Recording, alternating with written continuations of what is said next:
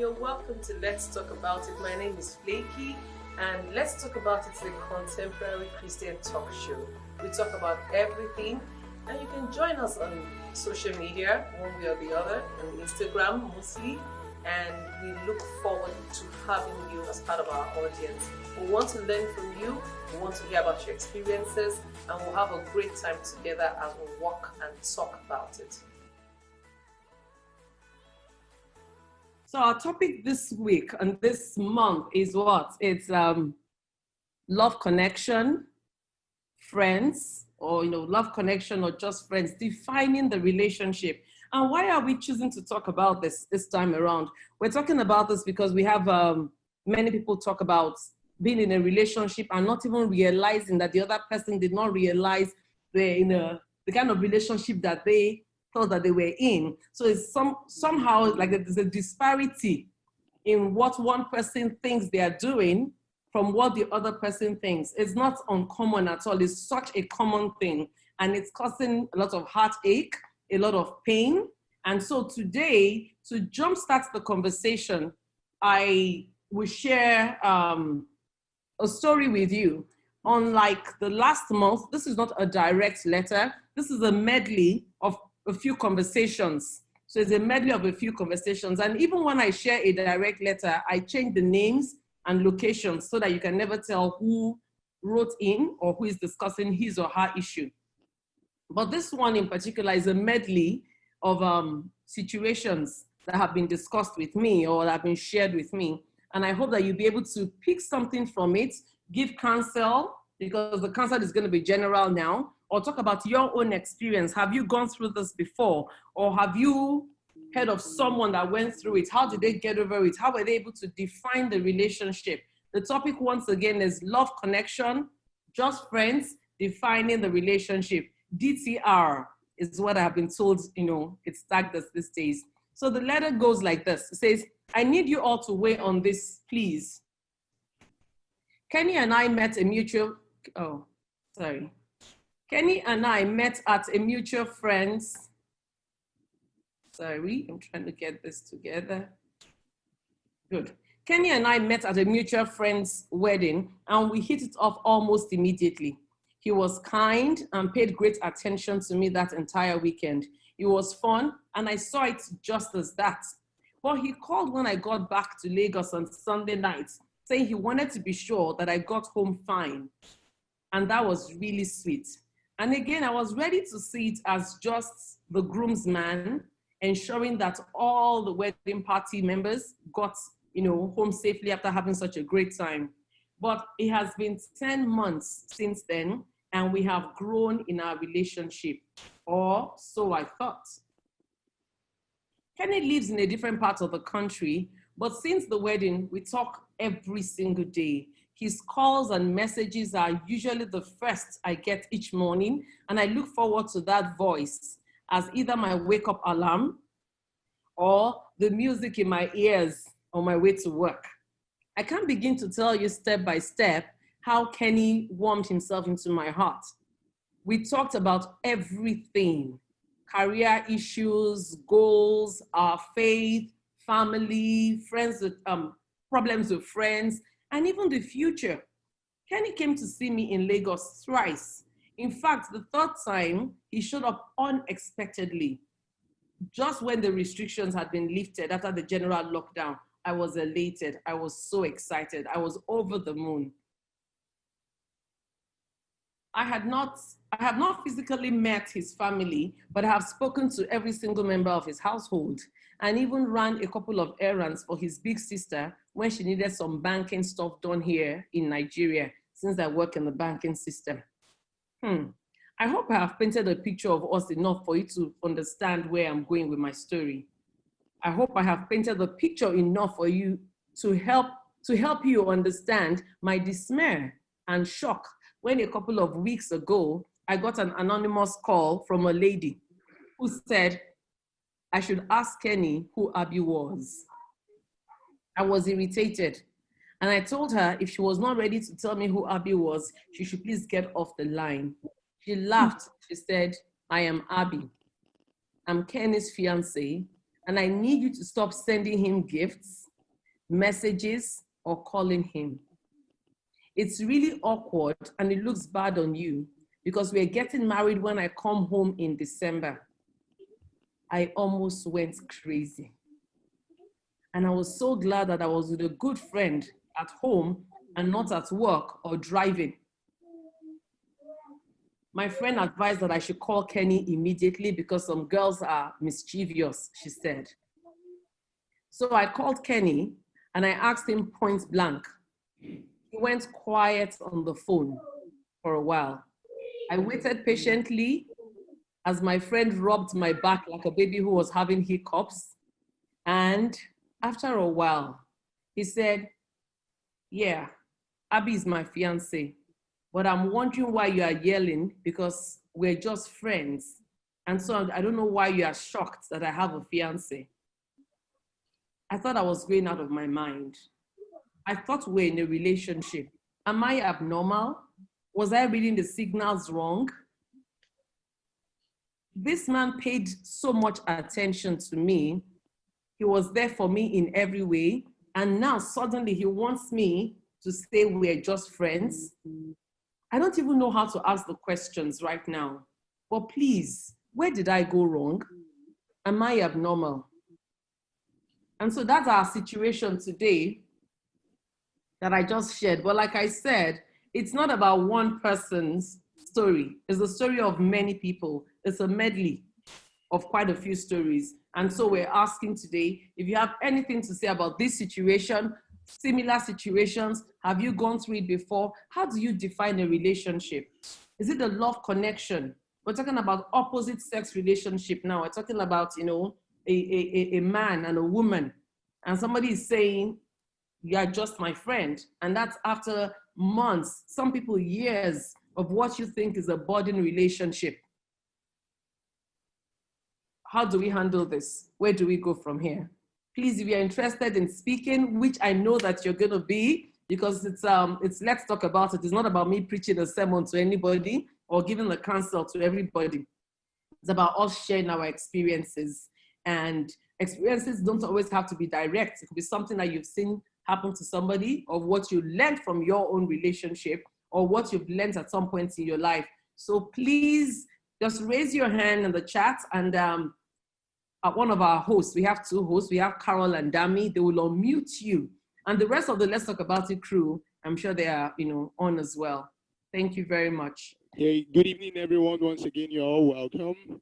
So 2 people already raised their hand and they have their video on. So if you want to say anything, kindly follow the example. Just raise your hand on the chat and switch your video on because we are recording. Thank you so much. So I'm going to bring up the first person. Mrs. Alainka, you can unmute yourself now and let's have you, ma. Thank you. Hello, everyone. Good evening, good afternoon from here. And I'm just opportune to be a part of this.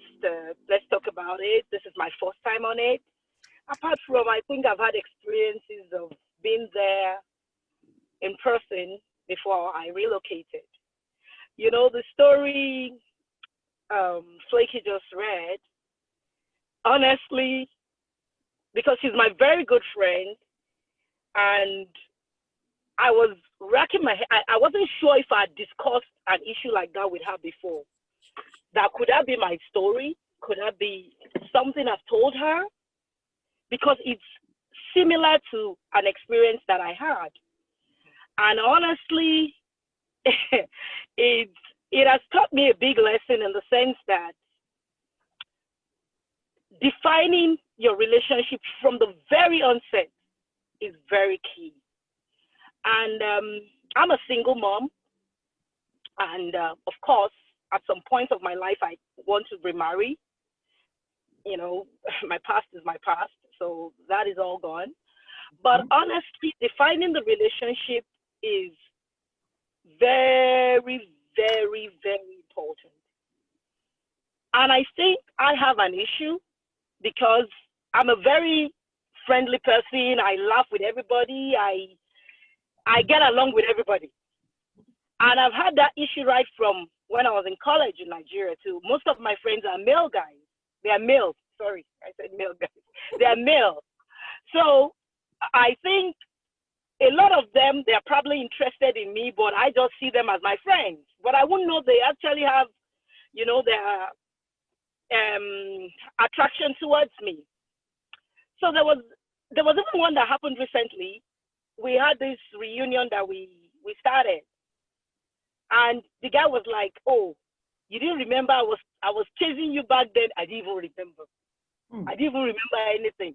So basically, there are some people that you would have come across that you probably have been friends with, that they had more than friendship intent within them. So to buttress this story that Flakkie read, I just wanted to mention the fact that I was a victim of such a relationship, and the relationship just ended recently. I have known this person for over a decade, but we never really communicated.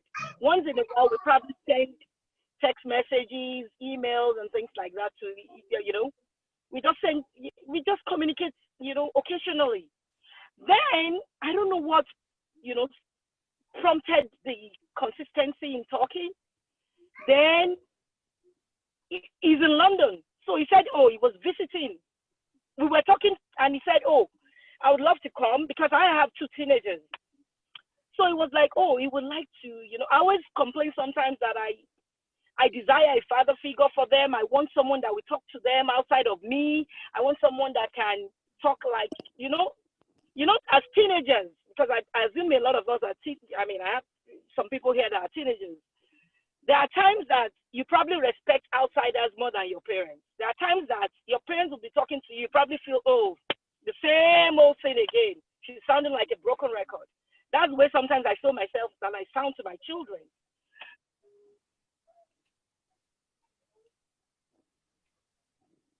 So this guy actually flew in from London, and he came over and he came straight to my house. That just swept me off my feet. He came straight to my house, and it was like, I came just because I want to talk to the boys. I was like, wow, that got me. Anyway, he was in town for just a couple of days, 2 nights or 3 nights or so. It was a very short visit. Then I think he went to another state, then went back to England. But basically, that just, blew my mind. I was like, somebody that can do this. These children are not easy. And he came all the way from UK just to come and talk to my kids, just to come and, put them in order and, share some experiences and things. I was so thrilled. So we got talking, and like what Flakkie read earlier, he wakes me up. In fact, it was my alarm. We talk every now and I don't even have time for any other person. He's always on video call with me. We talk, we chat. We were so like this, so bonded to the extent that I got involved with my mother in London because he lives in London. I was like, this is a good person to let my mother know and everything. Anyway, let me just cut the long story short because I know other people will want to talk. As it is now, I don't talk to him anymore because I discovered that he had somebody in Nigeria. I discovered there was another woman that he was involved in. Apparently, the woman's daughter lives with him in London. So definitely is more than just a relation. It's not because he just wants to help the girl. There is more than that. Then you see, for somebody like me, I'm connected to God. There's a way God just orchestrates things to work together for me. I just connected with one of my childhood friends in Nigeria, and she happens to know the woman that the daughter is with him. And she was telling me stories about the woman that, this is who she is. She's very rich. She's very wealthy. She's the child of this wealthy person, that blah, blah, blah, blah, blah. She told me so much about, I'm like, it now clicked. That was when it now stuck on me that, definitely this guy is taking care of this woman's daughter because the woman is probably financing him, giving him money. He got to extend that. He told me, he actually shared it, to be candid with me, that he was filing for the daughter because he's a British citizen. So it's like, they kind of have a mutual relationship that I probably don't even have a clue about. So sometime last year, he visited the US and I said, we need to talk. Ask me, has this guy asked me out? No. Has this guy said he wants to marry me? No. So it's like, okay, I just want to know about this woman. And honestly, I think he was very modest in his response. He was very careful with his choice of words. But the way he spoke, it was like, he's my friend. She's somebody that I'm helping. She's this, she's that. I just need to be there, but we can't get married. But, it was just like giving me, and I was like, I even recorded the conversation because I was like, maybe I will need to sit down to listen to this thing later. But to be candid, this guy never told me he wanted a relationship with me, that he wants to get married to me. He never. So even if he has somebody else, ask me, what is my business? What's my stress? So at some point I need to put myself down and I'm like, Yinka, this guy cannot be waking you up in the morning. This guy cannot be talking to you every now and then when you don't have any commitments together. So I made up my mind. I said, you know what? Enough is enough. What I'm telling you, it was on for over a year. And I told myself, I said, this is it. And when he visited the last time, he met a couple of people in my church. So there was one lady in my church that I gave his number to, because that one just kept asking about him from here and everything. That's even another story, but I don't want to match them. What I'm just trying to say is that I gave the woman his number, and and the woman she's a widow. So I noticed that they started communicating. I was like, well, this is even a way to just exclude myself. But one thing I did was I told that woman, I said, so and so. I know I'm the one that gave you this number based on your request, but I would just want to alert you that you need to be very sensitive and very careful. Because I think his target is usually mainly women that are widows, women that are single mothers, so that you will just come, men, I'm sorry, I have boys, so I'm not saying this to bring anybody down, but men have a way of getting to you. Some of them, they use your children most especially when they know that you are a single woman. They use it to get into you, to get familiar with you, to get, into a kind of relationship that they know that is not heading anywhere. But I was very helpful to him when he came to the US because he needed my help in some things. I was overhealed. I would give him my car to use. I was very, and that's just who I am. That's just me. But honestly, I can tell you categorically now, in the last 3 to 4 months, we've not even spoken. In fact, I blocked him deliberately from my WhatsApp because I don't want him to be involved in my business. And the funniest thing, he's still in touch with my mother. And I told my mother, I said, Mom, let me introduce any. I'm sorry. I said, I'm the one that introduced you to this person. And I'm the one that can tell you that I don't really appreciate the fact that you're still communicating with him. But I can't stop that relationship with them because they're so bonded, they talk a lot. But to be candid with you, I felt it was a wasted period of my life. Just hanging with that, in that relationship for that long, was a waste of time. So defining a relationship is very key from day one, from the very beginning, except you just want to, you don't care. You just want to, waste your efforts, your time, your everything. Everything is involved right now in this emotions, So that's just my little contribution. I'm just like sharing my own personal experience. This is not a third party. This is me. So I believe that before you go into or start a relationship, it's better for you to define it.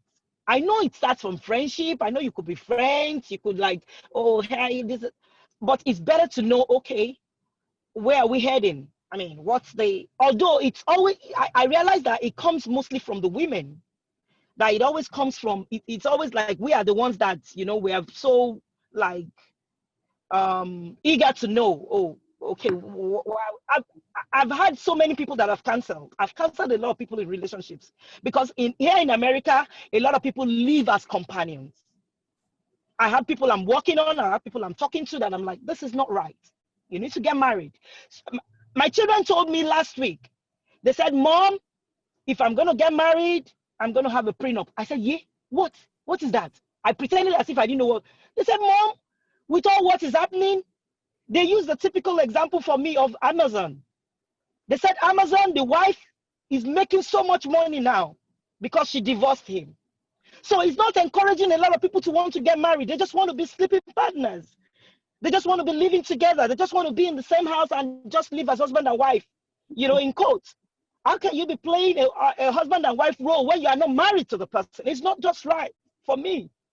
It doesn't make sense. At the end of the day, my manager in the building I live, she was just telling me a week ago. She said, Ola, I need to share something with you. I broke up with my boyfriend. They've been living together. I know them together. But now they've broken up. What's the end of it all? Nothing. She's the loser. The guy will go about, find another woman, move on again with his life. Probably moving with another woman because she moved in with this woman. So that's just something to just, sit down and ponder on. All right. Thank you so much. Thank you so much for sharing. Thank you so much for sharing. That was, indeed, very, very, very deep. As a single mom, because today we're talking about love connections. Are we just friends or do we have a connection here? And what are we talking about? We're talking about in a situation where you think you have a relationship with somebody and then somehow the person tells you, I'm sorry, we're just friends. Did you get it wrong? Did you get the signals wrong? Or was the person deliberately leading you on? Or were you the one pulling the person in? Have you been in such a relationship? Has it happened to you? It's love connection, just friends, defining the relationship. We have more people on board now. And so what I'm going to do one more time is read our little manuscripts to you. This particular edition, like I said at the beginning, for those that are logged in on time, we are not sharing someone's personal experiences, the experiences of several people that we have put together. So it's a medley of many, many situations. There are times where I share personal letters with the permission of the person, but I always change the names and situations, but the core story would be what I would get out there. So one more time, I'm going to read this. And reading this just to jumpstart the conversation like Yinka just shared with us. Thank you so much for sharing again. And I can assure you that there are many single people, single parents, single never been married, single in complicated relationships right here today. And we're going to be hearing from every single person that desires to share how this affects them, how has it affected them, or if they have questions that they want us to answer. But one more time, I'm going to read this. And I need you all to weigh in on it, please. So you can choose to raise your hand in the chat and somebody would speak, and you'll be unmuted. We have two hosts, Dami and Carol. They will unmute you and then you'll be able to speak. But it's always good to just, introduce yourself to your first name. Would like to get to know you more than just seeing you, on the screen. So I need you all to weigh in on this. Kenny and I met at a mutual friend's wedding. And we hit it off almost immediately. He was kind and paid great attention to me that entire weekend. It was fun. And I saw it just as that. But he called when I got back home to Lagos on Sunday night, saying he wanted to be sure that I got home fine. And all that really, again, was sweet. And I was ready to see it as just a groomsman, making sure that the entire wedding party got home safe after having such a great time. But that was 10 months ago. And as far as I was concerned, we have been in a growing relationship. We have grown in our relationship, or so I thought. Kenny lives in a different part of the country, but since the wedding, we talk every single day. His calls and messages are usually the first I get each morning. And I looked forward, she said. I looked forward to that voice as either my wake-up alarm or music in my ears on my way to work. I can't begin to tell you step by step how Kenny warmed himself into my heart. We talked about everything, career issues, career goals, our faith, family, friend issues, and even the future. He came to Lagos to see me thrice, and the third time was unexpectedly because it happened just as the restrictions were lifted after the general lockdown. I was elated, I was happy, I was excited. I have not physically met his family, but I have spoken to every single member of his family and even ran a couple of errands for his big sister when she needed some banking stuff done here in Nigeria, since I'm in the banking sector. I hope I have painted a picture of us enough for you to help me understand what I'm going through, or for you to understand my dismay and shock when a couple of weeks ago, I got an anonymous call from a lady who said I should ask Kenny who Abby was. I was irritated. And I told her if she was not ready to tell, she should please get off the line.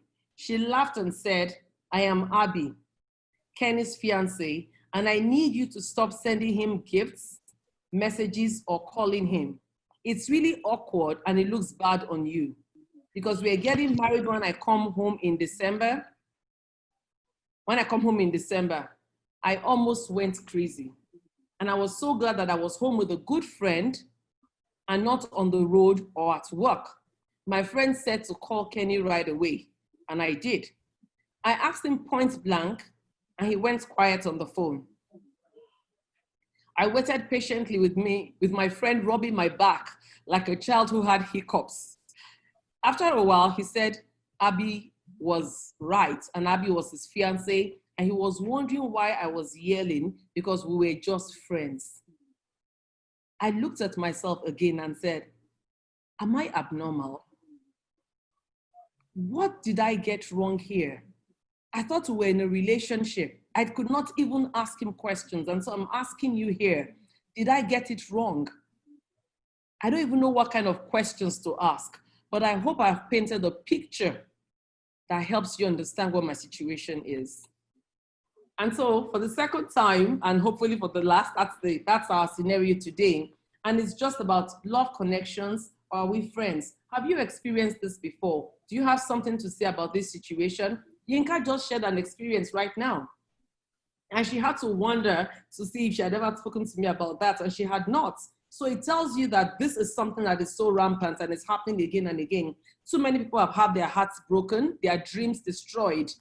But one party keeps saying they're exonerated, that they did not say anything. So I want to hear more about this. How can we help each other defining the relationship? Is it a love connection or are we just friends? How do we go about this? If you want to say something, please raise your hand and please come share your experience with us or your counsel. Thank you. All right, thank you, everyone. Thank you for all of you that have joined in. So we have many hands. So once you're on the spotlight, let's try to keep it short and simple so that we can have, because we have so many hands, so that we can accommodate for the time that we have here. Thank you so much. So the next speaker will be coming online now. And please, once you have your hands up, kindly activate your video because we are recording video as well. God bless you, everyone. Hello, good evening, everyone. Good evening. Can you hear me? Yes, we can hear you. All right. My name is Chinedu. What I want to say about the story that was just being read, I think the lady, she lacked emotional intelligence. If I were to be her, or if I happen to be in such a situation, first of all, I would have asked myself, what would I want out of this?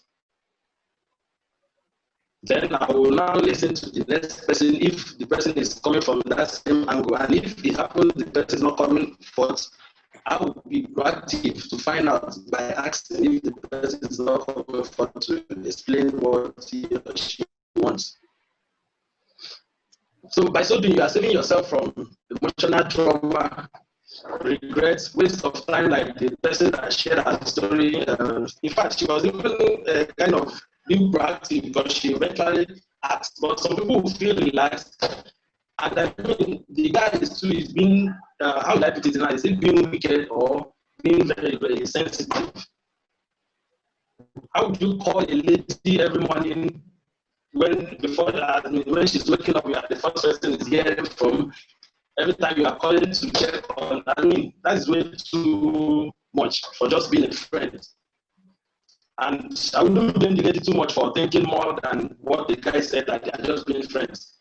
So to save oneself from such, you have to apply intelligence, emotional intelligence. You have to be proactive, ask questions. Things have to be defined. You don't just go into any deal without knowing what you are in for, or just playing along. We've heard stories of a lot of people thinking that they are in a relationship. Before you know it, they are being given the wedding invitation and they are not, their name is not on the card. That's what I have to say. So we have to be emotionally intelligent. And if anyone is coming up with all this kind of pettiness and being showing care and calling on off and on, like if I have a female friend, which I do, I have female colleagues as well, I'll be careful to know the time I call these persons, except if someone I'm having a defined relationship with. How will I call someone I'm not dating or I'm not in a relationship with 5 a.m. first thing in the morning? Not for once, continuously, and then you come up at the end of the time and say we are just being friends. What kind of friends is that? Friends talk at any time from 9 a.m., 8 a.m., and not just waking the person up from sleep. It's very, very uncalled for. And if the guy is that insensitive, the lady should have stopped him halfway by asking, confront him and ask him, what is it you want out of the relationship? This partnership or whatever it is, what is it called? What is your intentions? What are we doing? So you don't get yourself into things that you finally regret. That's what I have to say. Thank you.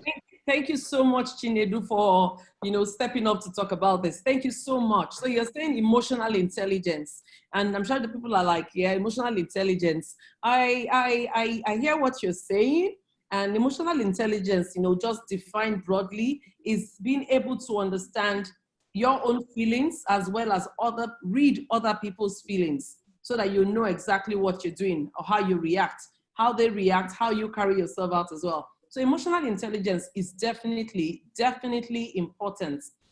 But, at the same time, we'll hear from other people to hear, is it just about emotional intelligence, or is there deception in this situation or in other situations? All about just thinking that you're carrying on the way a relationship should.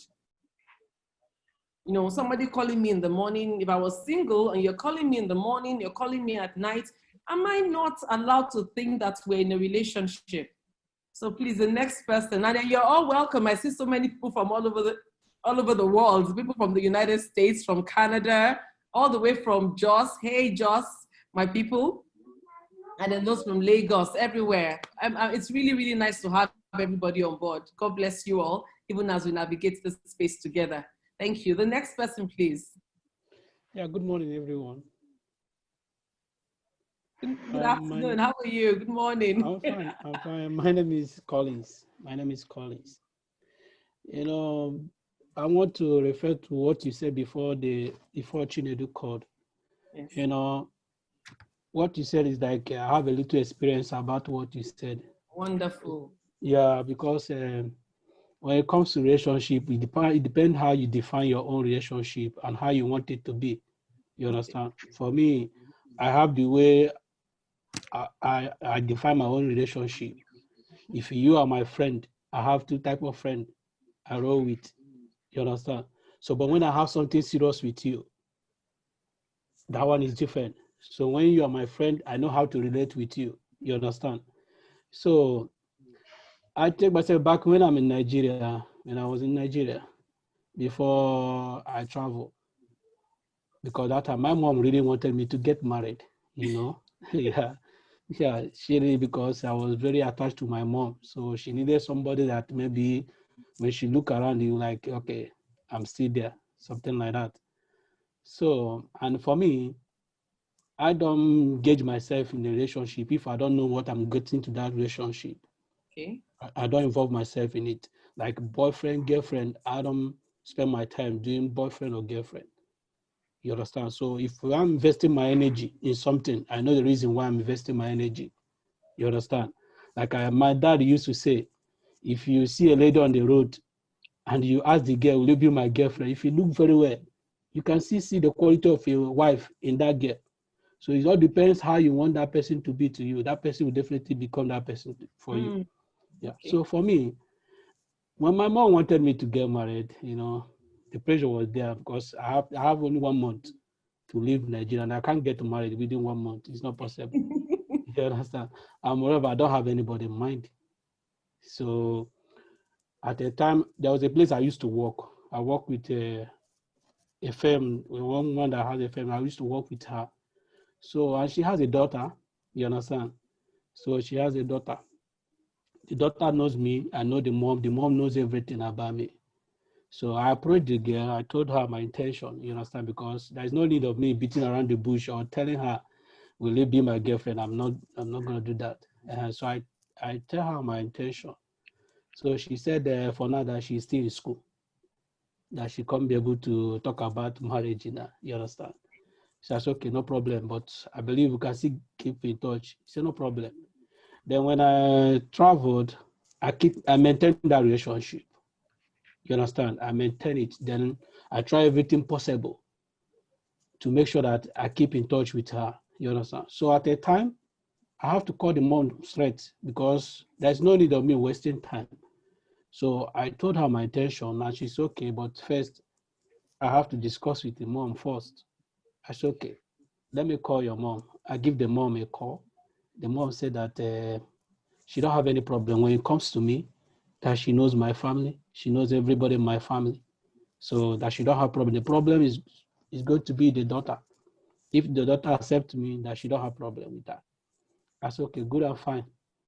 So I have to call my mom. I said, Mom, okay, I will send somebody to you.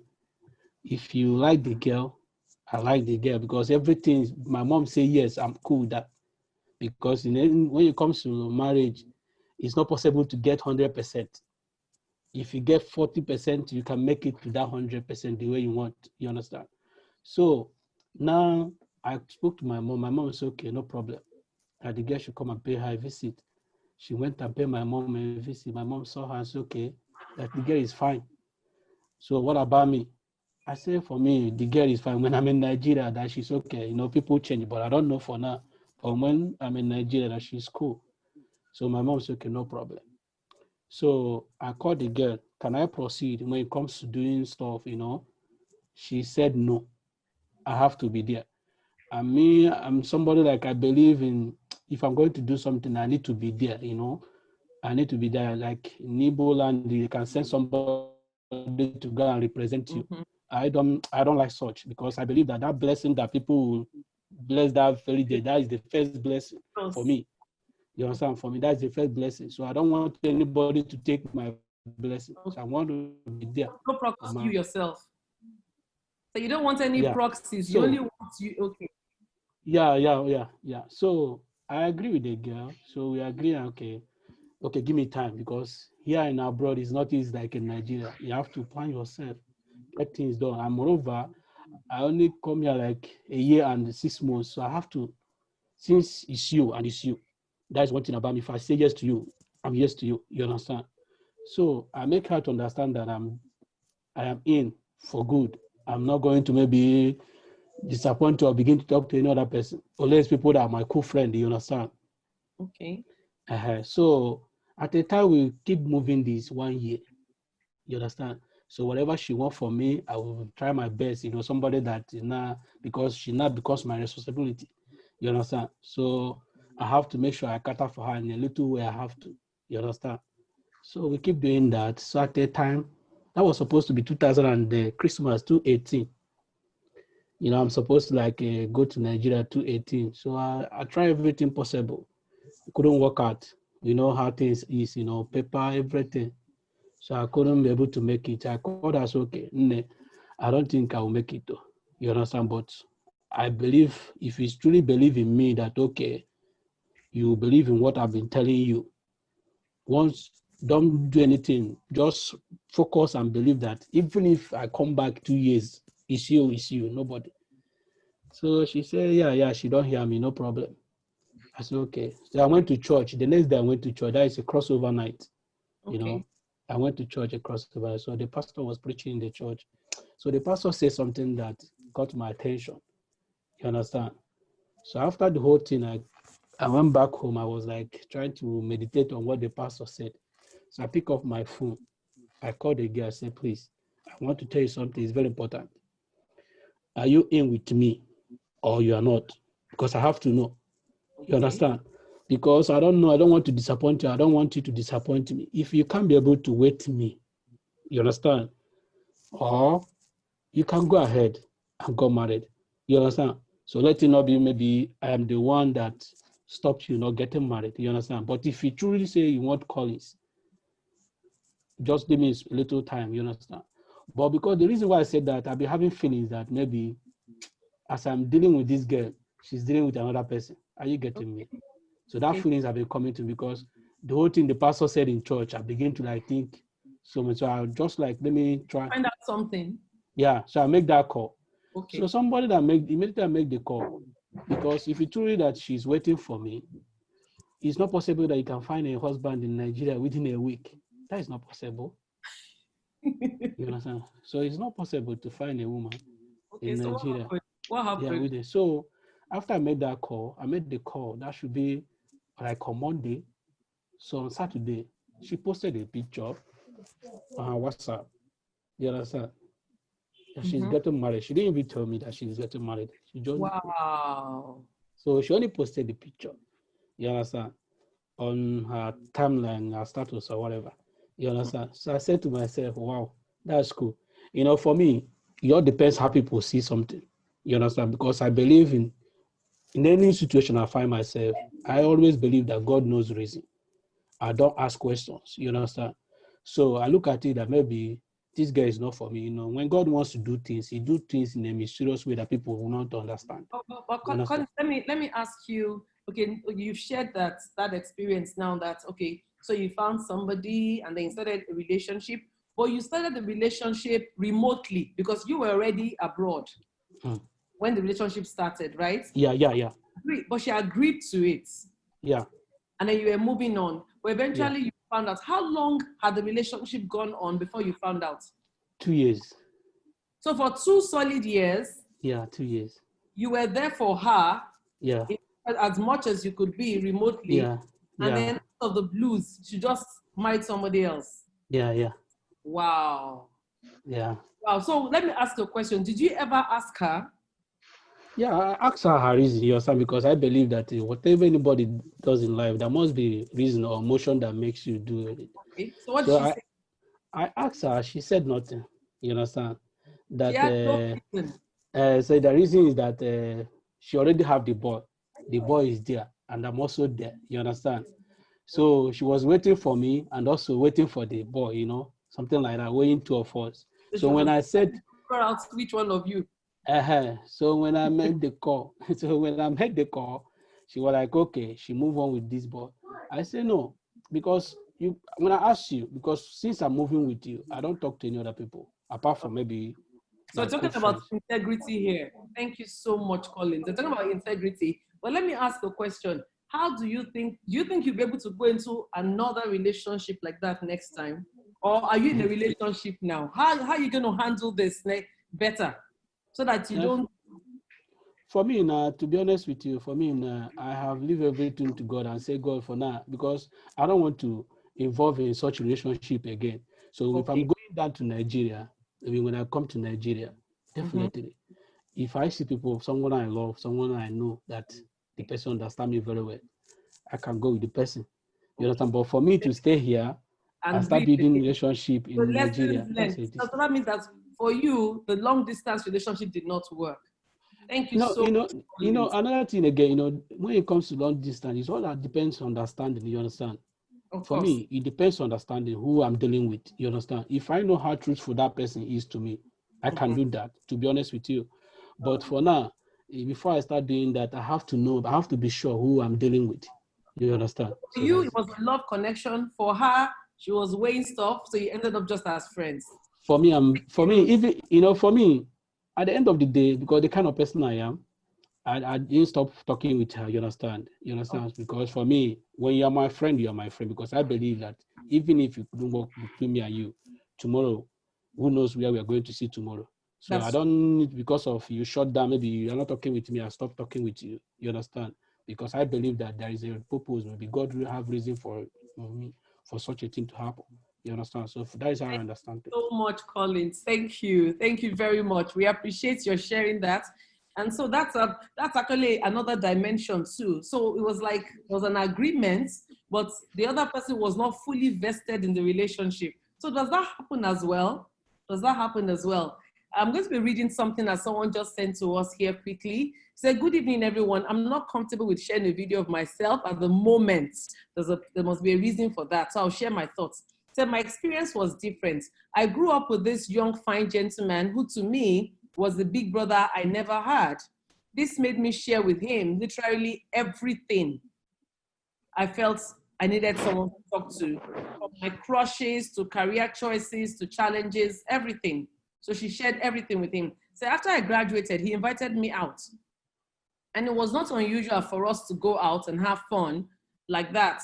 On this occasion, he decided to unburden himself by telling me of how he had waited for the right time for us to formalize what we have. I was shocked and irritated at the same time. I felt robbed and taken advantage of because he had always been my bestest friend and brother. So she saw a friend and a brother. Okay, so he actually, he became angry and accused me of leading him on and taking advantage of him. He claimed that he never dated anyone because he believed that we were keeping ourselves for each other. We went our separate ways, after that night, and that caused a strain with his family as well. Wow. Thank you so much for sharing. Thank you so much for sharing this. Thank you so much for sharing this. That's amazing. That's amazing. Wow. So we're talking about love connections or just friends. So at times, what I've learned right now is, from what Eneni just shared with us, what I have learned is that at times people do not deliberately deceive people. So you might be thinking you have a relationship and the person doesn't think you have a relationship because she genuinely did not think they had a relationship. She saw him as her best friend and a big brother. Has that happened to you? How did you handle it? Well, she walked away and it caused a strain in their family relationship. Have you heard that before? Has it happened to you before? Please share. Please, we want you to just raise your hand and let's unmute. Anybody else? Dami or Carol? Okay, good evening. My name is Penny. Thank you so much. It's really interesting listening to different views. I kind of agree with Chinedu, who spoke, I think, before Collins, that we really need to define our relationship, especially when it comes to the women. I think what it is that we always feel traditionally that if we ask, what are you interested in me? Do you want to date me? Do you want to marry me? It looks like we're too forward, we're desperate. But actually it's not. Even as Christians, we should be bold and we should be wise. Because if we see that this person is in your space every time, calling you, then you should, at that point, define your relationship. Ask the necessary questions. It's not going to look like, at the end of the day, it's going to save you and the person heartache. Instead of you thinking of that you might be looking desperate or you are trying to push yourself on the man. Define that relationship, even from at least maybe the first or second. When you start seeing those signs, we always see those signs. Let me ask you a question. Now, this question is to everybody as well, because I've talked about this so many times. But I want to ask, when exactly do you ask? Is it after the first few times you have spoken? Because I have known of people that have said, when I asked, the person just said, please, why are you in a hurry? And that was embarrassing. Okay, so can anybody talk about this, contribute to this, starting with you? How soon should you ask? How soon should you ask? And then what signs do you watch out for before asking? Because like the lady that shared, that I read out her letter right now, she didn't want to, there was nothing for her to ask because she did not see him in that way. So maybe he should have asked her. But anyway, let me ask. I'm asking now, how soon should I ask? How soon? How would I know when to ask? And I'm asking not just Tenny here, but I'm asking everybody. If you want to contribute, please make sure you respond to that as well. Thank you. Please, Tenny, Yes. ask, and then anybody else, very quickly, please. Well, for me, I think, like Chinedu said, for me as a person, once I look at the time and it's 9 o'clock, I would usually not call somebody at that time. So, you know, when somebody starts calling you at funny times, he's the first person that calls you, he's sending you some messages, you know, there's some things, he's asking you, let's go here, let's go there. You know, it might not necessarily be the first or second time, but you start noticing some things. Like 2 people have said here, oh, he like the scenario you painted, he calls me, he's the first person to wake me up. And also Sister Yinkatsu, she made that, she gave that example too. This person is calling you in your space, travels all the way to come and see you. Then you know that this person has a special, or you feel, and then you should clarify at that point. I wonder, okay, I just want to talk to you. You know, this is what I've noticed. Are we in a relationship? Where is this going? And then person, no, you're just my best friend. And you know that. Then you now define that best friend. Don't be calling me at so time. Okay. You know, you might not, that relationship might still be beneficial, but you should not let the person know. You should not let the person know that I don't entertain you calling me at so time or using some words for me, because you've made it clear that we're not like that. So we should be bold enough to ask those questions, even if they think we look desperate. At the end of the day, be bold enough we to are saving our own selves. Okay, I thank you so much for sharing. I like that. Be bold enough to ask. You've heard it. So be a lady or a man. If you're not sure, ask.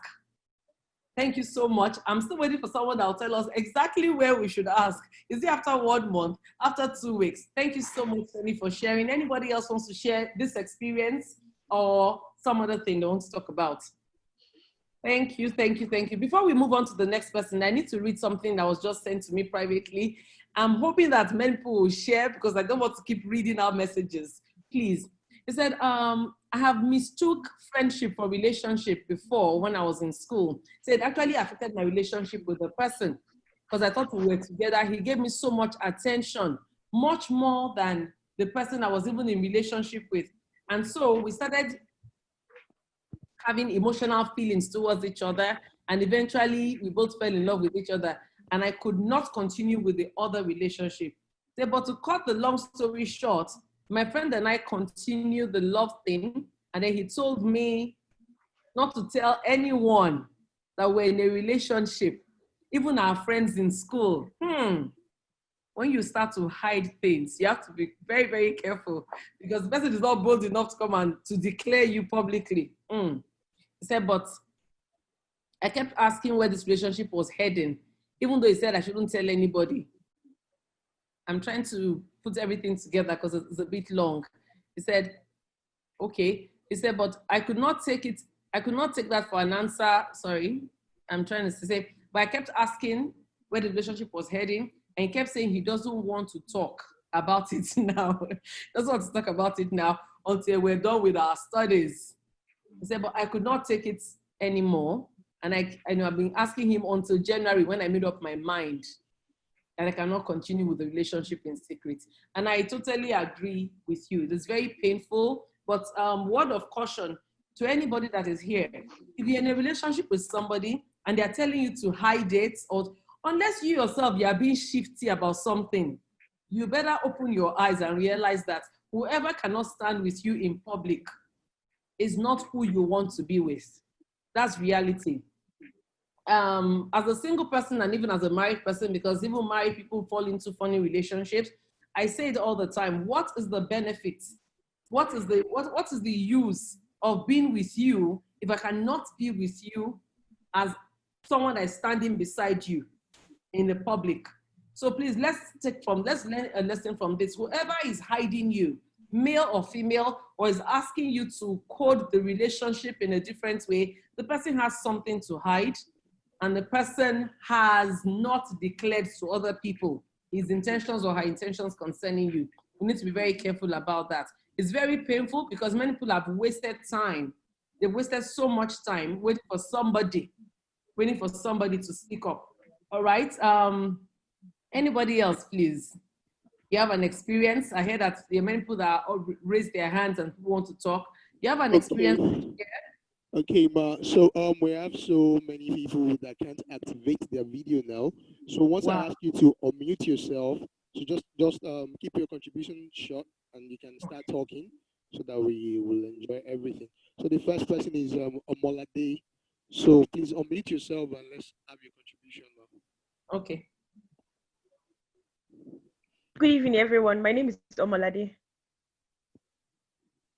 Yes, we can hear you. I'm sorry, my phone camera is bad, so I cannot use my video. Okay, that's all. Let's carry on. Okay, so I would like to the script that we have. I think the guy is really being unfair because it's very easy for a lady to catch feelings.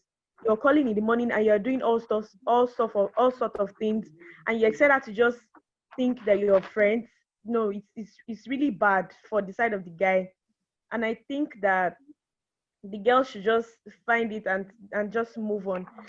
There was something I met when I moved to Lagos, I met a friend. We were classmates in the university, and we got talking, and we were good friends. We would share just about anything. Then we went for a program together one day, and he called me and said that Omolade, that he hopes that I've not been catching feeling for him, or that he's in a relationship, and he's just trying to tell me that I should please, that nothing is happening between us, that we are just friends. I was really heartbroken because in my mind I was already even planning how we'll marry ourselves and all like that. And this is you coming to tell me that I should not catch feelings for you, that you're in a relationship. It was really sad for me. But till today, I still respect him because he said that to me. Yes. He told me, and we became very good friends even after that incident. And I was even able to go for his wedding. So I don't think there's a point at which you would tell that, at which you would ask, because left to me, I can't ask a guy that what's going on between us. But I think you just have to define, to be on a safer side. From the things that I've heard tonight, I think it's just better that we just define our relationship. I don't know. It's really hard for me to ask a guy that where are we. I don't want him to embarrass me at any point in time. But it's just when you see you're catching feelings. When you see you're catching feelings for a guy, let me ask a question. So is it better to be embarrassed early, or to just keep waiting and thinking that this person, there's something there, and then 2 years later or 3 years later, there's nothing? I think it's actually better, and I'm very serious. Actually, I say this to young ladies especially, but I say it to young men too, because many times we can be unfair thinking that men don't have feelings. But if you're a young girl and you're leading somebody else on too, you have to realize that it happens to men as much as it happens to women. I ask all the time, tell them, please, you don't have to say, so when are we getting married? That might be a bit heavy. That might be a bit heavy, but you can say, we've been talking to each other so often. Are we just friends, or are we looking into a relationship? There's a way to put it. And the easiest way to actually do that is to say, you know what, because I really do not want to waste your time or have you waste it. Make it about the person. Make it about them. Say, I really don't want to waste your time or have you waste my time too. you know, because it's time, enough time is precious, and it's very important that we define what we're doing. There's no shame in that. Any man or woman, after you spend time with them and you're doing things together, you're going out, you're planning, person says that to you, the person is actually being childish or very, very deceptive. So there's no shame. There's no shame in that. That's the way I say it. And please, instead of waiting until the person now says, I'm sorry, we're just friends, why don't you just speak up? But there's a way to put it. You don't have to ask, when are we getting married? That might be very heavy. That might be very, very heavy. Thank you so much, Omolade, for sharing. And I'm happy that you respect that man even till today, because I respect him as well. That he spoke up and said, please. But how can we avoid such situations? Because that's why we're here together. Do we have a love connection, or are we just friends? But the important thing is that we have to realize that you must have gotten yourself into some kind of close, some kind of relationship for you to even be asking that question. How can we avoid such? How can we avoid such? Before you take that, somebody takes that question, a few comments from here. Mrs. Zakarele says, you know what, define the relationship at the very beginning. I agree with you. At the very beginning, but what do you mean at the very beginning? Is it on the very first day the person says hello to me? I say hello, say yes. What relationship? The person would run now. So how do we define at the very beginning? I want to hear from you or anybody else that has to say that. And here, Mrs. Daniel Duroti once came here. She said, some will even check on you several times a day, literally preventing anyone from coming close. That is so true. You know, they're fencing everybody off because they are consistently and constantly around you physically, mentally, emotionally, and some financially. They are fencing everybody off. And then at the end of the day, they'll now tell you it's only friendship. I agree. And that happens quite often. What are we doing? How can we avoid this? When do we speak up? How do we even begin to understand that we're going into that circle and we're putting ourselves in that close? Thank you. All right, I'm going to unmute Mrs. Catherine Adeni now. So can you unmute yourself now, man? Let's have you, man. Okay, good evening, everybody. Good evening. Okay, first time on this show, and I'm really glad to be on. Thank you so much. Great to have you here. Yes, yes. I just want to share my own personal experience as quick as I can, because I've been in all these groups. I've been single, I've been a single parent. So I actually understand all the ups and downs. One thing I would say is that to an extent, it's helpful when you're a bit more mature to be in a relationship, because there are no games being played. Everyone is serious and everyone wants to get something serious out of it. But when you're younger, there are all kinds of, people you encounter. And at the same time, when you are dating as a mature person, you also meet people who are a bit funny. And one of my experiences is someone who actually wasn't sure what we were doing. That was true, because we got a couple of days. So after a while, I said, okay, can we define what this is? And he was like, oh, just go with the flow. And but I tried for saying that. I've heard that a lot. Go with the flow. Mm-hmm. For like a month, and I said to myself, okay, this is ridiculous. I can't do such. I don't want. It's not even me. My first time anyone telling me go with the flow, because usually guys will outrightly usually come after me, tell me what they want, blah blah blah, and he came not directly, but more like, oh, I really like you. I like your personality. It wasn't really like, oh, I want to date you. So I had to just end that, whatever it was. I can't even call it a relationship. Anyway, going to what someone had said about secret relationships, that was how I became a single parent, because I was still in my early 20s. An older guy approached me that I met in church and played the whole marriage game on this ignorant, naive Naive and something year old. Yes, because he's 10 years older than me. And maybe that, oh, you know, we can't really be dating if I'm not intimate. I mean, I was a virgin till I graduated from university, so I was serious about getting married. And then he just said all the right words to me.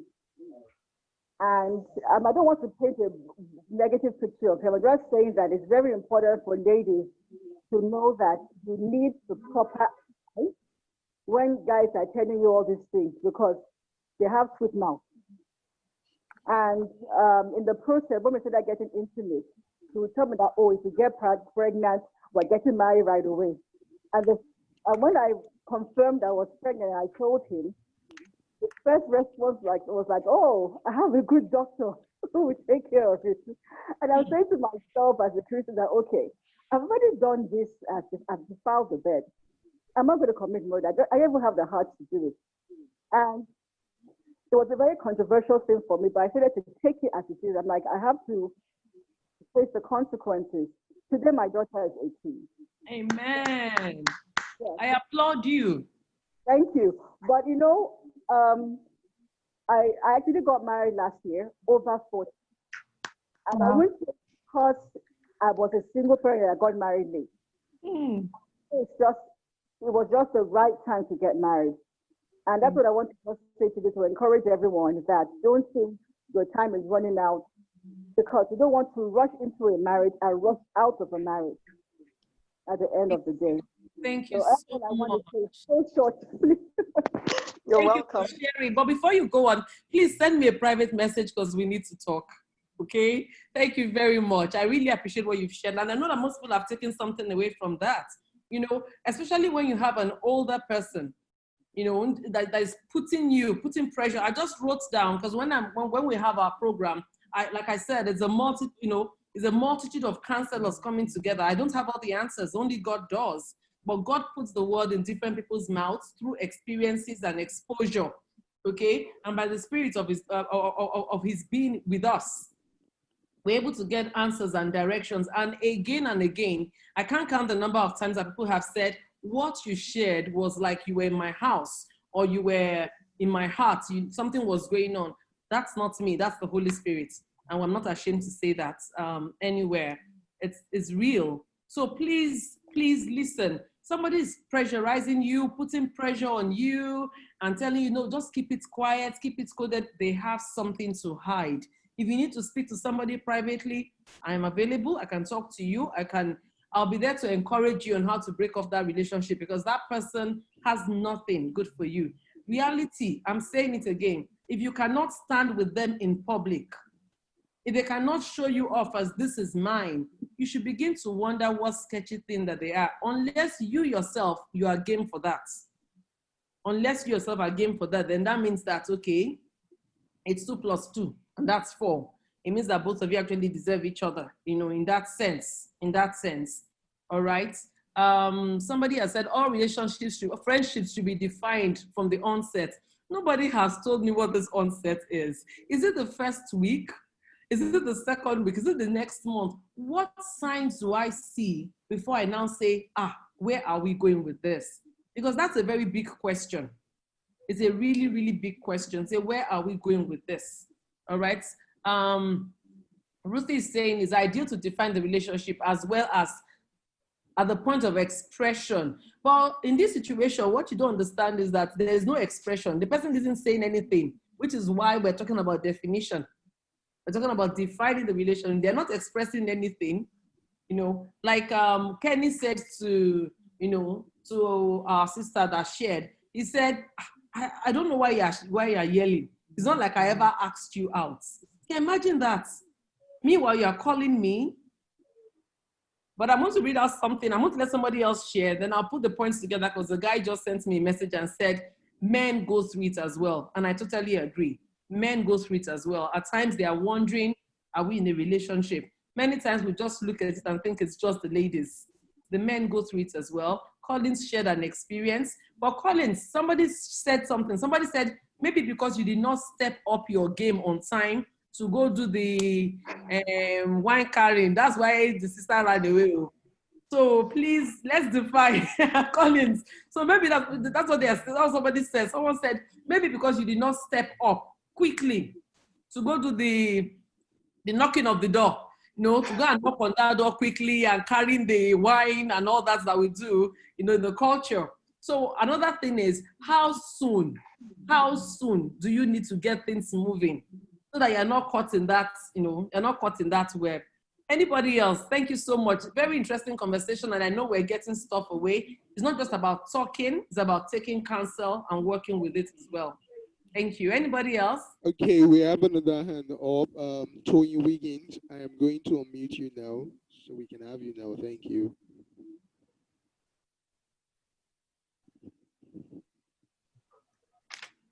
Hello. We can hear you. Hello. Hello, we can hear you, Mrs. Wiggins. How are you, ma'am? I am fine, thank you. Good evening, good everyone. to have you here. Thank you so much. It's a pleasure. Okay, very quickly, I want to add my voice to this conversation. When we were growing up, we used to have a middleman that, like a friend of a friend, that brings you the letter, that takes message from you back to the guy. But these days, you guys don't do that. So when you start a relationship with somebody, either it's platonic or there's an emotional spark going on between two of you, you have to use your sense. You have to employ God from the very beginning. You begin to pray about it so that God will shine a light to your path to tell you what that really, like the first person shared and was talking about emotional intelligence. You must employ emotional intelligence to that relationship so that you can have a clear picture of what two of you are into. It is never too early to ask. For me, it is never too early. Immediately I begin to see that we are getting too chum-chum, we are getting too close. I need to brace up my emotion and ask, what is going on? Is this leading somewhere, or is just a platonic relationship? This is my take on the conversation we are sharing this night. Thank you so much. Thank you. I like that. Thank you so much. That there's no go between. So immediately, you have to start asking and apply emotional intelligence. There's no go between. So it's not like somebody is coming to tell you he is interested in you or they are sending the letter. Everything is done very differently now. Everything is done differently. So you have to be emotionally intelligent enough to figure out, where are we going? What are we doing? I always say that, by the time the person is taking you out the first time, the second time, and they're not talking, about a relationship, they're not saying anything that is definite, you need to be wary. I also know that everybody needs to watch it. So you have to have a period of where you're just trying to investigate and say, okay, are we in a relationship or not? But that period should not be long. The only people that I always say, have general relationships is teenagers. Because I do not want my teenagers, I work with teenagers as well. I don't want them dating. They do not have the emotional intelligence to actually manage that. And many times they get hurt. So, and this is not a teenage forum. This is about, the youth, singles, single parents, married people, just coming together to talk. And so it's important that you are able to figure it out and say, I'm going to speak up now. It might be embarrassing, it might be that, but it's better for me to know where we are going. Somebody says, once you start feeling that this is not regular, exactly. When you start feeling this is not regular, why are you calling me 3 times a day? And it's amazing that actually happens to married people as well. I'm sure a few married people here will tell you, when somebody's you're like, what kind of attention is this? I have a friend who is divorced, but she's not married now, so she's divorced. And somebody that was supposed to be like a counselor, started calling her. She had gone through the shift, the issues that led to the divorce. The person started calling her, checking on her morning, checking on her children. She has 3 children, checking on her children, checking on this, and say, Said she had to ask herself, excuse me, please, what are we doing? This is exactly what broke my marriage up. So why are you trying to do that with me? When she told me that, I was so, so proud of her, because she could have just continued to have this shoulder to lean on. It's very tempting, very tempting. Another thing I want to say before I move on to the next person is we always have to remember who we are as men and women. Generally, women are very, very, we're audio driven. What we hear. So somebody is calling you all the time. The person is saying things to you. The person is making sure you, and then women like help. So you have to ask yourself, if you're a man and you're not interested in her, why are you calling her so often? Why are you paying her so much attention? Why is it, you look so nice today. You look so nice today. You look beautiful. You are this, you are that. It's too much. You need to caution yourself. And on the other hand too, men are very visual. So you're consistently in his face, displaying everything, you might not be showing, your body off or anything, but you're showing that I can take care of you. Every man wants to be taken care of. Just like every woman wants someone to take care of her too. So you have to watch what signals are you sending out there. If you are truly innocent of what the person is accusing you of, which is why are you trying to act as if we're in a relationship, you should be able to ask yourself, why am I sending out the wrong signal? Am I paying too much attention? Am I saying the wrong things? Are we hanging out too often for this person to be able to figure out, what their feelings are about me? All right, anybody else? Thank you. I'm enjoying this time together, and I know you are too. Anybody else? Yes, hello. I would like to share my experience. Okay. And I hope this would also answer your question, Auntie. When I was in school, so I was in the library one day, and this dude came to me and asked me for the book I was using. He said if I was done, he should use it. And I was like, he didn't need to wait for me. He should just look for any organic chemistry book. He'll see carbohydrates there and he could use it. Then he came back and he was like, he still didn't see it. So I had to get up and help him look for it. At the end of everything, I gave him my handouts because I had the notes. My notes was comprehensive and it was almost like the handout. So I gave him my handouts. We had a test we were praying for. It was my core course, but it was an elective for him. So after everything, he returned my handouts. Then we just started talking, but nothing too close.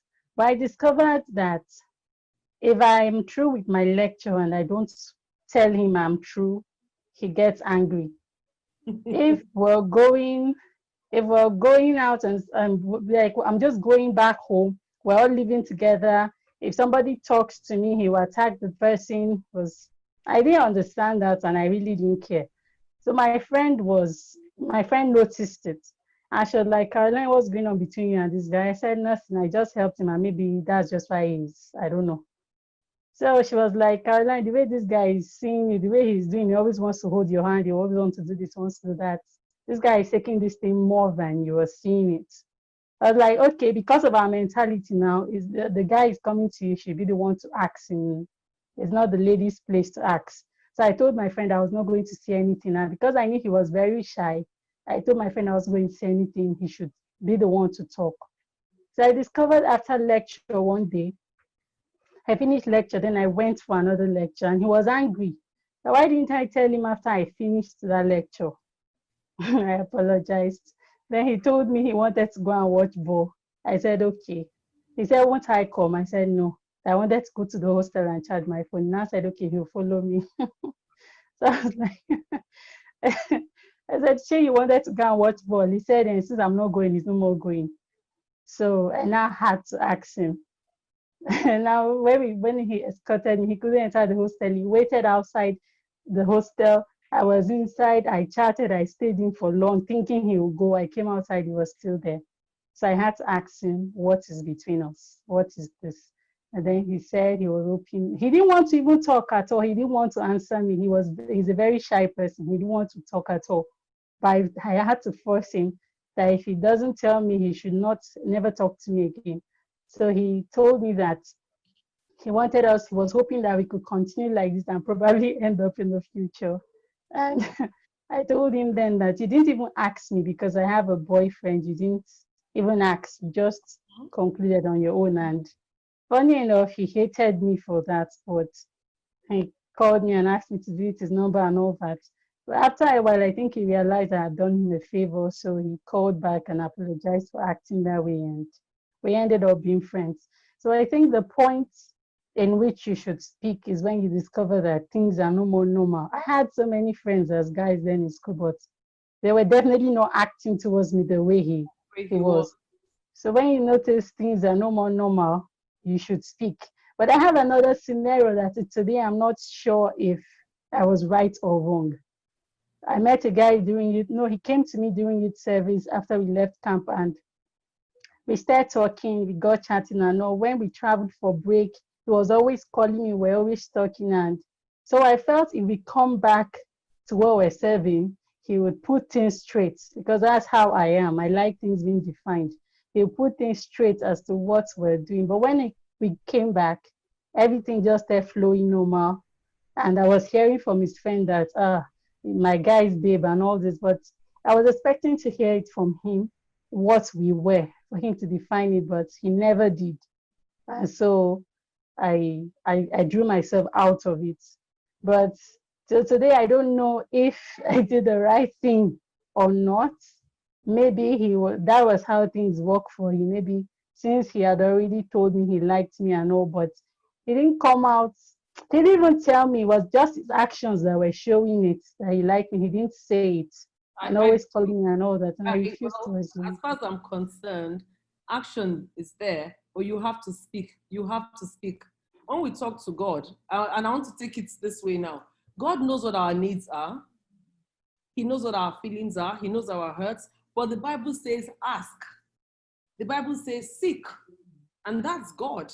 So when you're talking about a human being in a human relationship, you definitely have to do the same thing. You need to open up and say what needs to be said. If there's a question that needs to be asked, you need to ask. I do not put, I'm sorry, but I don't know how you feel right now. But I personally don't think that you did anything wrong, because he did not speak up. He did not speak up. And if you're not speaking up, it might just put you in a limbo. And the next 5 years, like I know somebody, and a friend of mine said, they made her Lord of the Rings. And I said, what is that? Because I hadn't watched, the series. I said, they made her Lord of the Rings. The guy said, we'll be getting married. And then for 5 years, he just kept her in limbo. Always something or the other. At the end of the day, he married somebody else. And when we were asking him, how could you have done that to her? He said, no, at that time, we were just young, we were just friends. We'll ask her, did I give her a ring? That's exactly how he told them. So we need to verbalize our emotions. We need to express how we feel. Don't assume. Don't assume that somebody knows what you're saying. Don't assume that somebody is getting the message. If you're that shy, then write it down, and then that will create a conversation. Somebody says here, go with the flow relationship is the one that's marked with ill intention. I agree with that. And I said that. You cannot say go with the flow. Go with the flow just means that we're not going anywhere. Water, it's like pouring water out. When you pour water out, it just goes and finds different levels. I don't believe in going with the flow. I believe that you need to know what you're doing. And I'm not saying every time a relationship is defined from the beginning, it ends in marriage. But I'm saying at least we understand where we're going. We know what direction we're turning to. You get on the highway, you're driving, you see an exit. You're not taking that exit. You're still going to keep going straight. So it just makes it clearer. It makes it clearer. Define the relationship at the beginning is very important. Somebody here says, well, to me, I catch feelings a lot. This catching feelings thing is something else. That means you get to like people a lot. So at the very first week of friendship, I notice I'm beginning to always want to talk to him. I will ask him immediately before it grows. Good call. If you know you're someone that falls in love very easily, or you get to love people too quickly, please ask so that you don't get your heart broken. Wonderful conversation. We're getting some things here.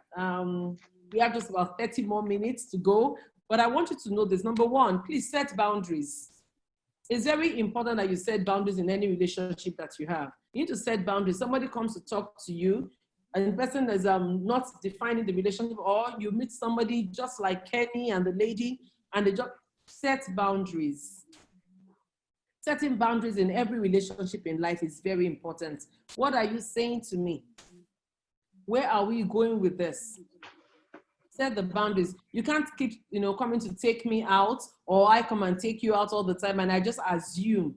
Some people just like going out. Some people, their love language is acts of service.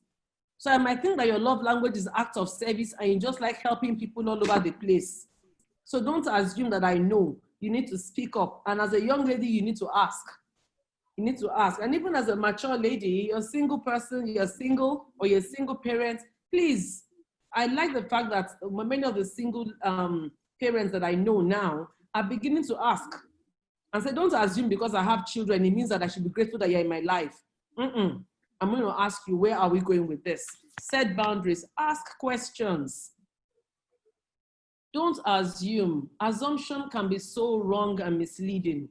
Ask questions. Ask questions. Somebody is calling you so often, or the young lady is, she's acting like she's in love with you. Don't say we're just friends, we're just friends. Ask questions. Ask questions. Verbalize your intention or ask them what their own intentions are. Speak up, be bold. Don't be afraid. Don't be afraid. It's better to get it out there and get it sorted. If your heart is going to be broken, let it be broken there and then, not 5-7 years later and you're like, wasted time. Wasted time. For what? Life is short. Our prayer is that we live long, but why waste the time that you can be in a solid relationship or by yourself, getting to know yourself? Why waste that time on somebody that is not going anywhere? We also have to be aware of predators. Predators are those that actually prey on people's emotions and circumstances. One of the ladies that spoke said that there was a guy and she thinks that what he does is to look for single ladies who are parents and just think, oh, these people are vulnerable. And I've heard about that too. I know somebody else too who went through that experience. The guy is he's a predator. That's how I define them. And there are women that are predators as well. So it just depends. You have to be careful. Is the person around you a predator? Are they taking advantage of your situation? So you're a single person, a single mother, a single father, because there are single fathers as well, and you're the one in charge. You're the primary caregiver for that child. And that person is like, let me take your child to school. Let me help you. Acts of service. Acts of service is a love language. You need to know where this person is going with it. Don't assume. You need to know where the person is going with it. Okay, so please beware of predators. Check it out. It's better to be harsh, I'm sorry, and ask the question than to have your own heart broken at the end of the day. Go with the flow. There's no flow to go with. That is such, that's a dead end. That's a dead end thing for me. All right, these are some of the points that I have put down here. And of course, emotional intelligence, we all have to develop that. And one of these days, you're going to be talking about emotional intelligence here. And that is figuring out yourself, your own reactions, and that of other people and how to put those two together. That helps a lot. It helps in the workplace. It helps in families. It helps in love relationships. It helps in regular friendships. Emotional intelligence, very, very important. All right, so anybody else about the story that we shared or about your experience, any counsel out there? Did you go through something similar? How were you able to recover from it? Or have you not recovered? How are you dealing with it? And then I ask again, if this has happened to you before, how do you prevent it from happening? Thank you. Anybody? So currently now, we don't have anybody raising their hand. So Mr. Collins is raising his hand. So for another time's sake, just that we always just love to have everybody have their chance to talk. So I'm going to unmute you again, Mr. Collins.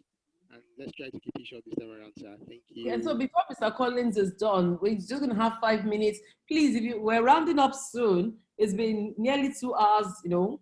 We only have 29 minutes more. So please, that cancel or that experience, that's what Let's Talk About It is about. Let's get it out here. Thank you. Yeah, for me, I don't have much to say. It's just that someone asked me a question, you understand? So Okay. someone asked me a question that because I didn't step up. So for me, it's something that two of us agreed. We both agreed on it. So we both agreed. Even the parents, we both agreed on it. So it's not something that maybe if I want to do her thing, I will do. But we both agreed on it that when I come back, we do the whole thing. So we agreed. She wants me to be present. You understand? Like the parents was everybody. So it's something that we agreed on. So that's So my it was answer. agreed that she should be present. And Yeah. since you don't, okay, and so her parents knew about it as well. Yeah. Mine know as well. So it means that the parents actually knew about the other guy too. Yeah, I don't know, but I call them mother. It's up to them. For me, I don't have any problem with that. Okay.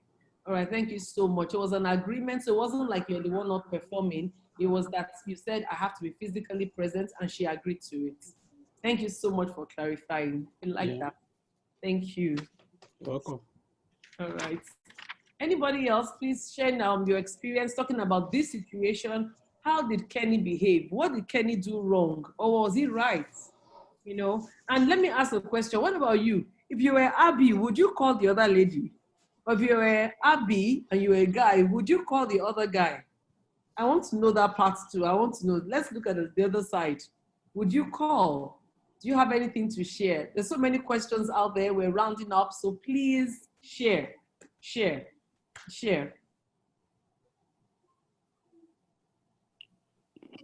Okay, Mal, while we're waiting for another hand, I don't know if I'm allowed to share something.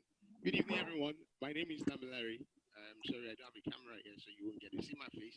So concerning this, defining this relationship, really when I heard about the topic here, I was really, really excited.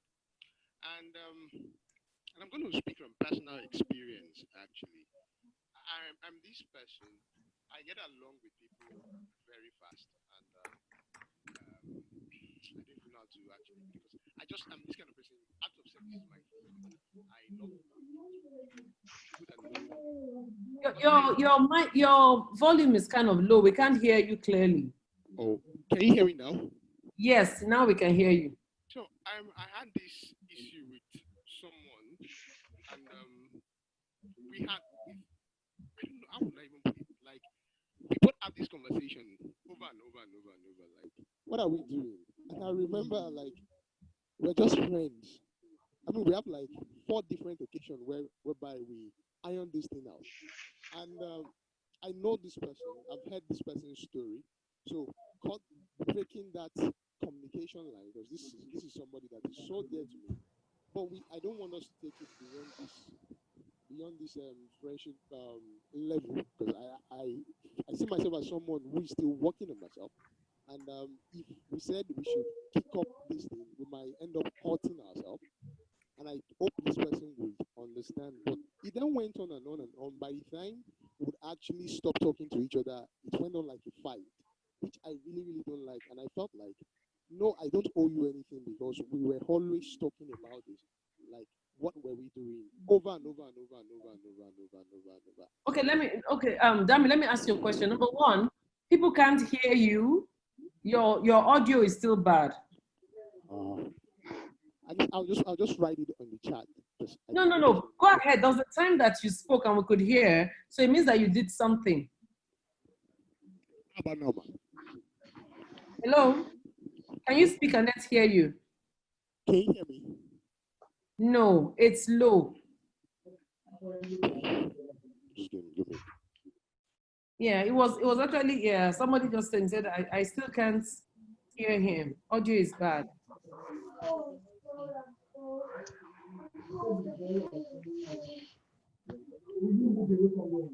Okay, can you try one more time? Can you hear me now? Hello?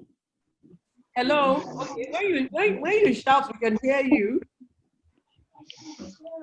Hello. Hello, we can hear you. Okay.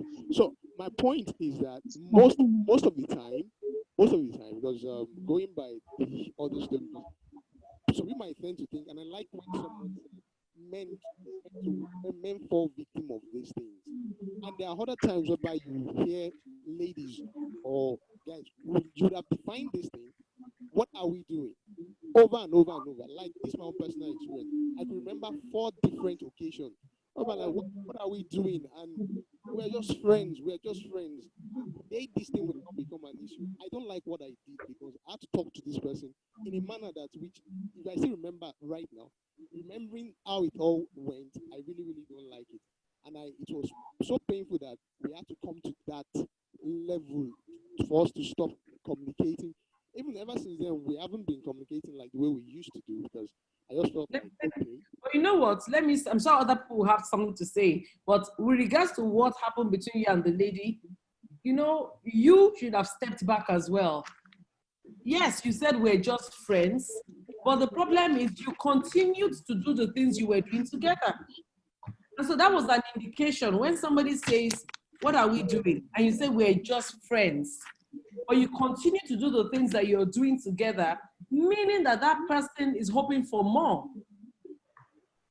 And we have to be aware of that. Every single person, you know, you have to be aware when someone is saying to you, what are we doing? And you say the first time, we're just friends. You say the second time, but that's a cue for you yourself. It's a cue for you to understand that this person wants more.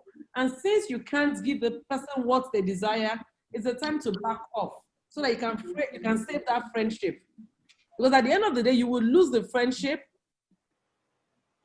and that'll be the end of it. But if you're able to back off, the person gets angry, eventually the respect will be returned and the person will be like, you know what, at least he said it or she said it. So when somebody says, you know, we're just friends, but you continue doing those things that you're doing together, hanging out together, talking morning and night and all that, at the end of the day, you're still misleading the person, even though you have spoken. So the best thing is to back off and back away, back away from the situation. Am I getting across? Yes, ma'am. Yeah, that's the best way. So even though you verbalize this, you need to put your actions into it too. All right, anybody else? A guy sent a message and the guy said, very true. He said Kenny was wrong in the way he acted. He said, but he went through something similar. That he had been with somebody for 2 years. He'll pick her from work. He'll drop her off. And he was always with her. They spent weekends together, not in the same, house, but I mean, he would leave his house, come to her, they would go out. He said he did everything. He said his parents knew her.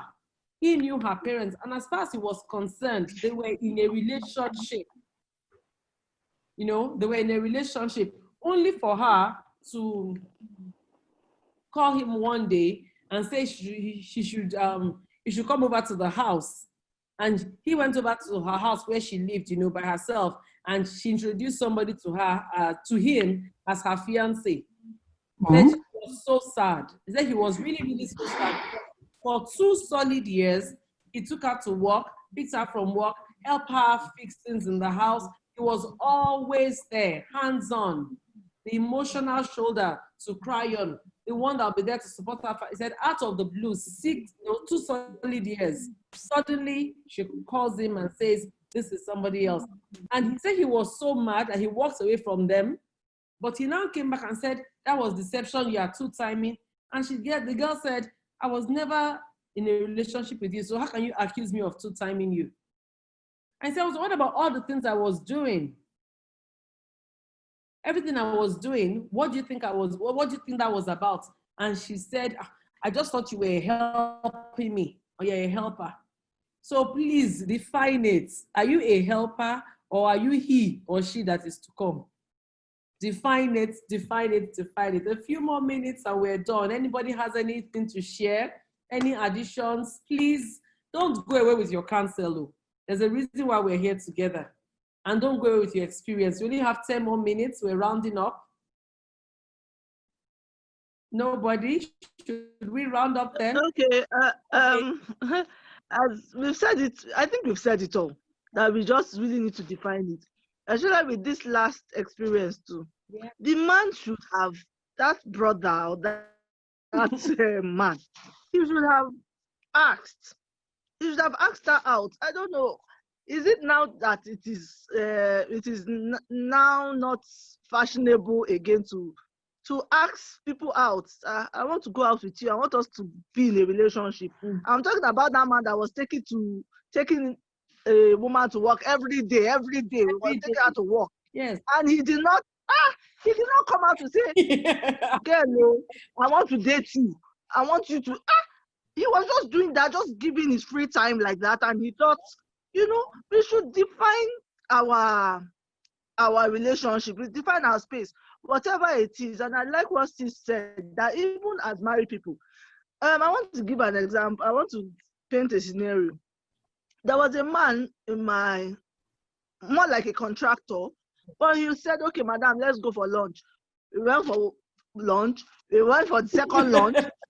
The third time was asking me that let's go for lunch. I said, sir, we can't go for lunch again. Because it was not even making sense again. I said, sir, there's no need for this lunch again. Because once things start becoming abnormal, you just need to draw the line. Right. You just need to draw the line or speak out.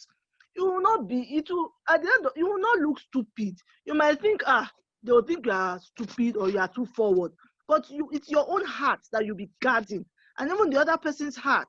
So like that brother that was taking somebody to work every day and was thinking that, this girl is liking me, we are in a relationship. He made a mistake. There must have been a point that he will ask, I like you. I want to take this relationship further. Then that lady will say, I have a fiancé, or maybe he's abroad or something. And then he would know. But he just, just thought that, okay, yes, we're already an item. You just can't think like that. So I hope that we've all learned a thing or two today. Thank you very much. Thank you so much. Thank you for sharing again.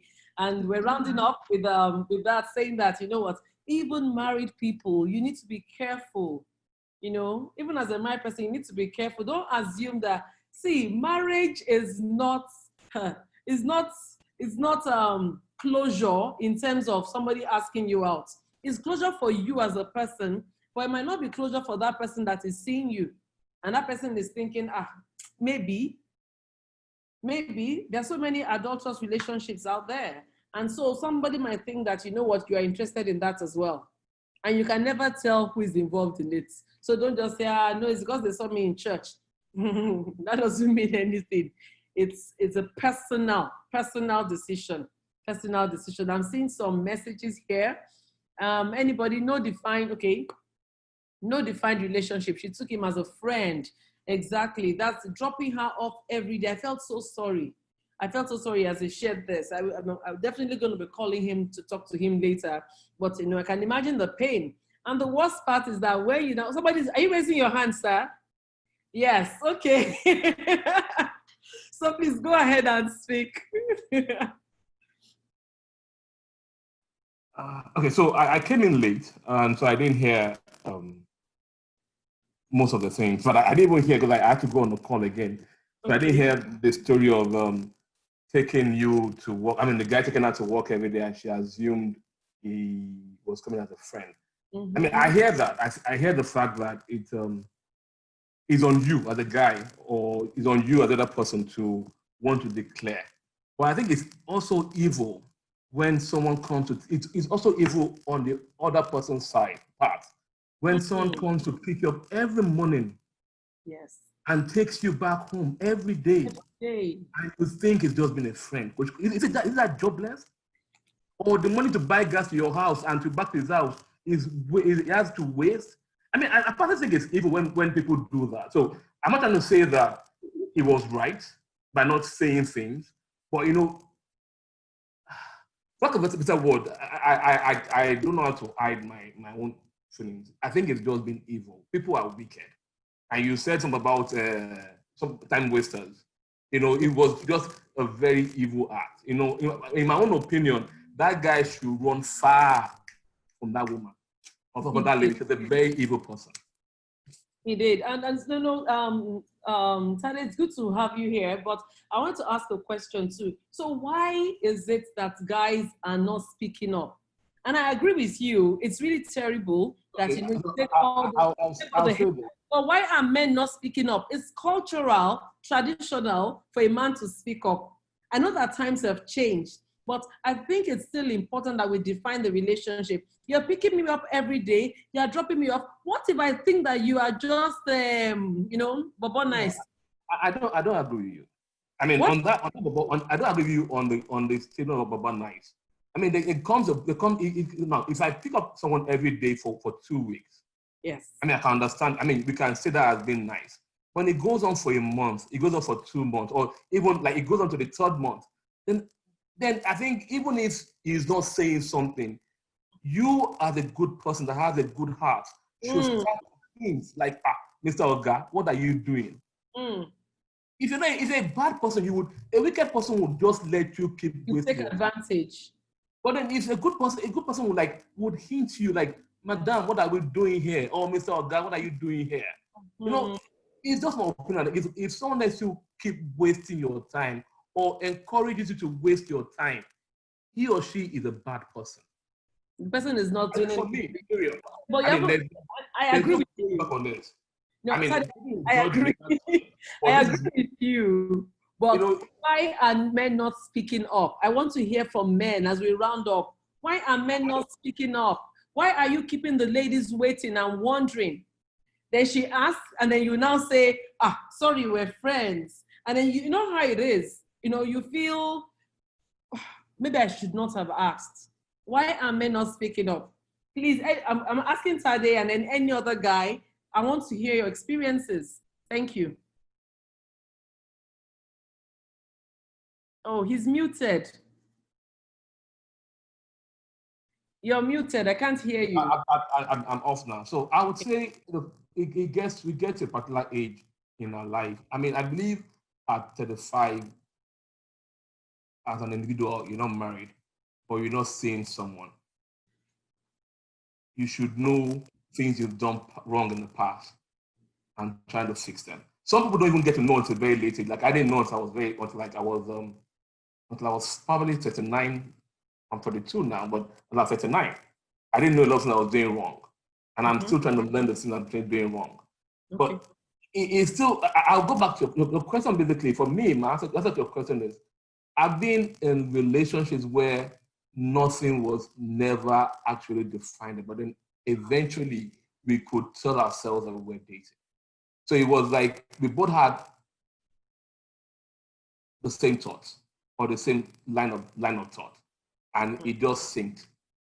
And there was one that my last relationship, it just synced, and I was trying to even ask questions like, "Madam, what are we doing?" And they were like, "What kind of question are you asking me again? Like, I'm in your house. You are passing the weekend in my house. What kind of question are you asking me again?" So I think it's all about who you're dealing with and what you're going through. Because I believe at some point you will see signals that tells you you're going somewhere with this. And at some point you just will not see. Because if someone is not on the same page with you, he or she will not give you that 99.9%. He or she would cut you off at 80%. There's no way you would not see that you're not on the same page. Only that they deny or deluding yourself. Because you are going to a girl's house every time, you're going to do this for her, do that for her, and she's not offering something back. And there's a problem somewhere. You're going to a guy's house every day and they're doing and he's not offering back. There's a problem somewhere. Or he used to offer back, and then all of a sudden they cut it off. Then there's a problem somewhere. But because we tend to, and I'm saying we, because I was once in that too, recently in that too, we tend to let emotions ride our mental thought or our thinking, that we tend to lose the track or lose track of what we're doing, in my opinion.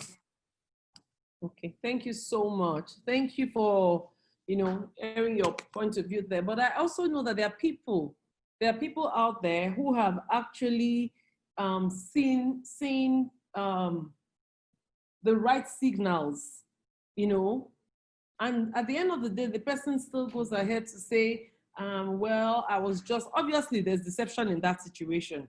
But I really think that more than ever, we need to speak up, both the male and the female. Defining the relationship is important.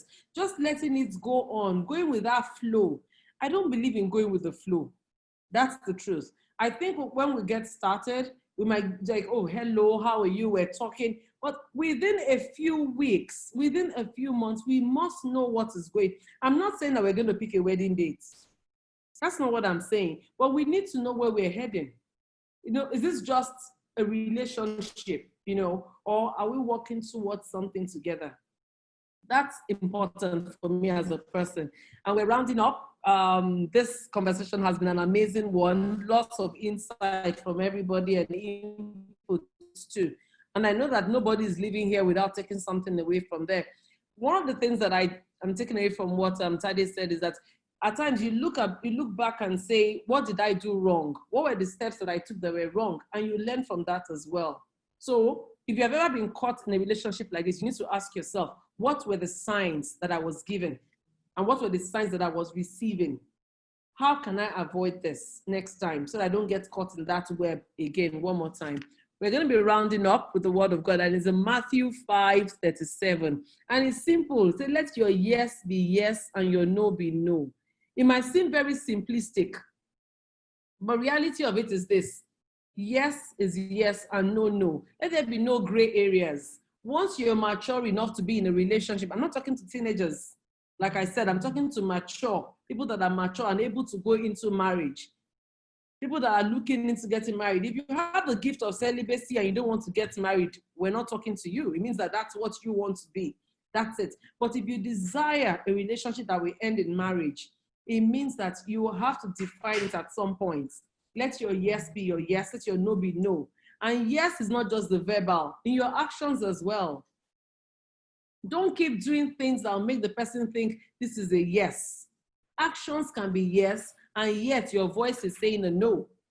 And your voice can be a no, and your action is saying yes. Let your voice, let your body language, let everything about you say the same thing. Let it be a yes or a no.